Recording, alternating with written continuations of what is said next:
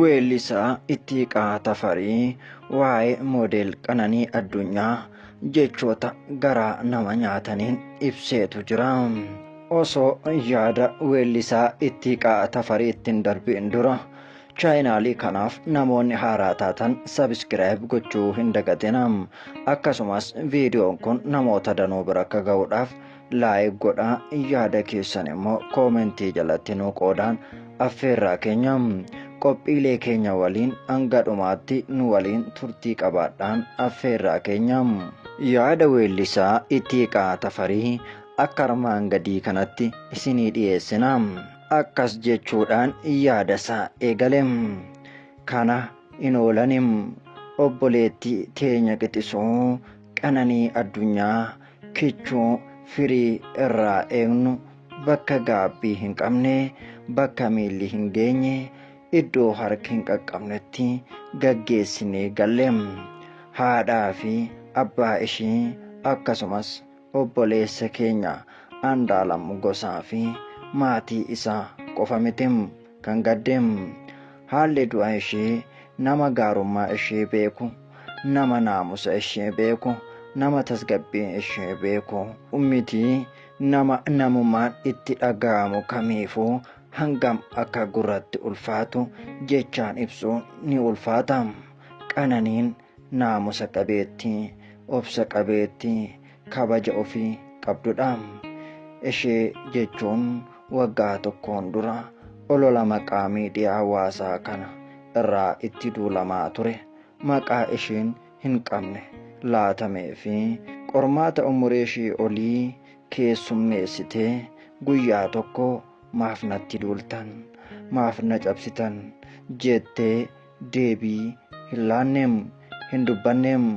Of kattee obsitee keessa isheetti gubattee malee tuffattee miti. Duula sobaa sana hundaa kan dabarteem. Amma Qananii haala nama gaddisiisuun dhabnee jirram. Obboleeyyan kiyya Andaalam Gosaa fi Qananii Addunyaa nuti hiriyaa lubbuu ta'uu isaanii, egereef wal abdachuu isaanii, karoora gaa'ilaa qabaachuu isaanii beekna. Waggootaaf mana tokko keessa akka jiraatan, lubbuu jedhanii akka wal waaman beekna.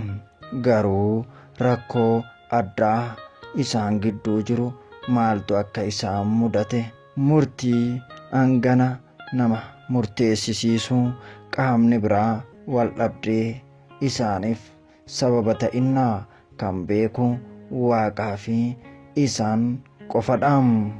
Garuu maaloo yaa ilmaan ayyaa fayyadamtoota miidiyaa hawaasaa odeeffannoo qabatamaa hin taanee fi tilmaama keessaniin irra deddeebitanii hin ajjeesinaa.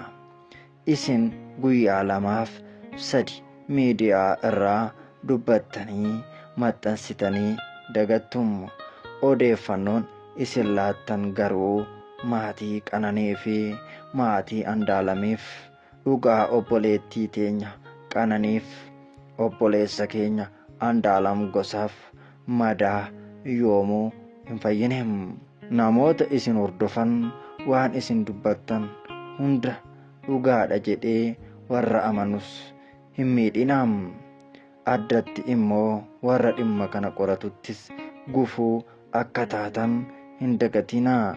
Kanaaf yoo ishiifis isaafis maatii gablachuufuu xiqquma illee miidhamaatu ta'e hamma firiin qorannoo ifa ta'utti of qusadhaan dhaamsa obbolummaa kootim. Qanoo lubbuun kee boqonnaa haa argattum. Obboleessa koo Andaalam Gosaa, maatii, firoottanii fi hiriyoota kee maraaf jajjabina nawwaam. Weellisaa Ittiiqaa Tafariitu yaada isaa haala kanaan goolabeem. Egaa weellisaa Ittiiqaa Tafarii yaada jajjabaa kaaseetu jiraam. Egaa akkuma namoonni baay'een keenya beennu weellisaa Ittiiqaa Tafarii fi Andaalam Gosaa hiriyaa waliitim. akkasumas jaala waliiti.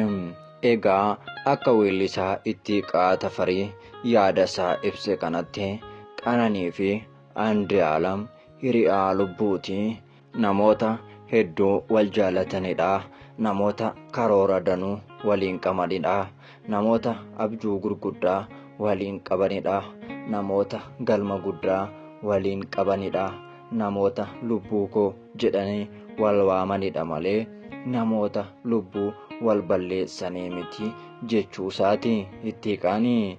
Kana malees immoo akkuma nutis irra deddeebinee dhaamaa turre maqaa balleessii fi akkasumas immoo waan ragaa hin qabneen sooshaal miidiyaa irratti bahamee dubbiin dubbatamu kun sirrii akka hin taane, kana malees immoo odeeffannoon sin osoo ragaa hin qabaatin sooshaal miidiyaa irratti gadi baatanii haasoftan namoota dhimma Qananii qoratan irratti illee dhiibbaa qabaachuu danda'a yaada jedhu kaasetu jira. Sooshaal miidiyaa irratti waan ragaa hin qabne osoo achi hin jiraatiin akka nama akka jiruutti kan sin haasoftan kun poolisoota dhimma ishii qorachaa jiran illee burjaajessuu danda'a jechuu isaatiin Ittiiqaan.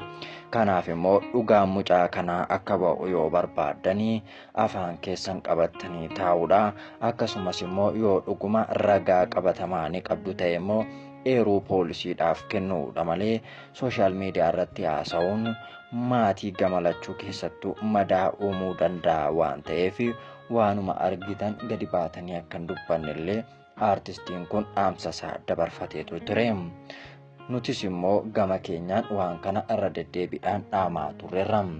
Ammas hanga dhugaan ishii ba'utti obsumaan eeggannaan ammallee dhaamsa keenyadha. Egaa qaroo kana of biraa dhabneerra.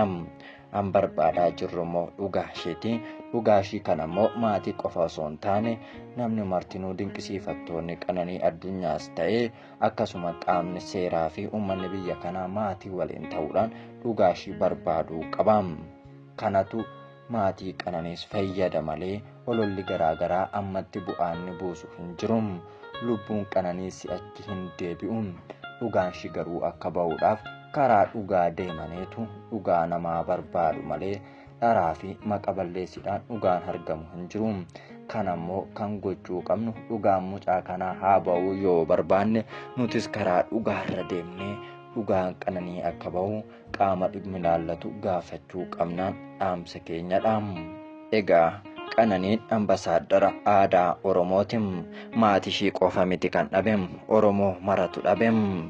Bakka isheen dhabamte aadaa Oromoo huccuu aadaa Oromootti ni qaawwa. Kanaaf immoo numa maratu Qananii dhabe.